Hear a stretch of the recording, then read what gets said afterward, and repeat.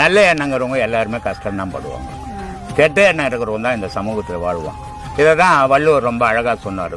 வளர்த்தலும் அழித்தலும் வேண்டாம், உலகம் பழித்ததை அழித்திக்கிட்டுனாரு.